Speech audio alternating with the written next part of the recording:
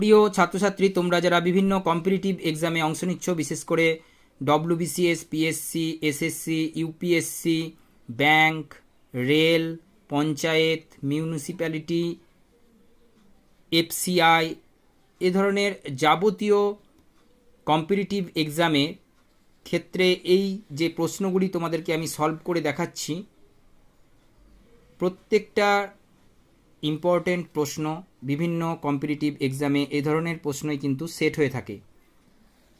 তো এই যে প্রশ্নটি দেখছো, ভারতের প্রথম রিমোট সেন্সিং স্যাটেলাইট, এই প্রশ্নটি আমরা আগের ভিডিওতে সলভ করে দেখিয়েছি। অবশ্যই তোমরা আগের যে সমস্ত ভিডিওগুলি আপলোড করা হয়েছে আমার এডিএসএল স্টাডি রুমে, সেগুলো দেখে নেবে। তো এখান থেকেই শুরু করছি। ভারতের প্রথম রিমোট সেন্সিং স্যাটেলাইট হচ্ছে IRSIA অর্থাৎ ইরসিয়া। নেক্সট প্রশ্ন হচ্ছে 2 নাম্বার দাগের, গ্লোবাল পজিশনিং সিস্টেম অর্থাৎ জিপিএস দিয়ে পরিমাপ করা হয় এদের মধ্যে কোনটা? অপশান সি অক্ষাংশ ও দ্রাঘিমাংশ। নেক্সট প্রশ্ন হচ্ছে 3 নাম্বার দাগের, কুমেরুতে ভারতের তৃতীয় গবেষণা কেন্দ্রের নাম? এই প্রশ্নের উত্তর হচ্ছে অপশান সি ভারতী। নেক্সট প্রশ্ন, কোন তলটি তাপের উত্তম শোষক? এই প্রশ্নের উত্তর হচ্ছে কালো অমসৃণ তল সবচেয়ে বেশি তাপ শোষণ করতে পারে, অর্থাৎ অপশান বি। নেক্সট প্রশ্ন হচ্ছে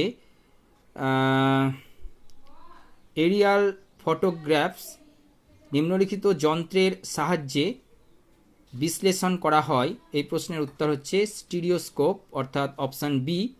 নেক্সট প্রশ্ন, যদি একটি বস্তু অনুভূমিক তলে সমদ্রুতিতে গমন করে তবে বস্তুটির চলার সময় নিচের কোন রাশিটি থাকবে না?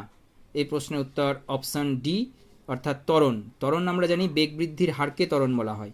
তো যেহেতু সমদ্রুতিতে যাচ্ছে, অর্থাৎ বেগ বৃদ্ধি বা হ্রাসের কোনো ব্যাপার নেই, সেই জন্য এই বেগ বৃদ্ধির হারটা যেহেতু ত্বরণ, বেগ বৃদ্ধি যেহেতু হচ্ছে না, সুতরাং এই রাশিটি কিন্তু থাকবে না, অর্থাৎ ত্বরণ থাকবে না।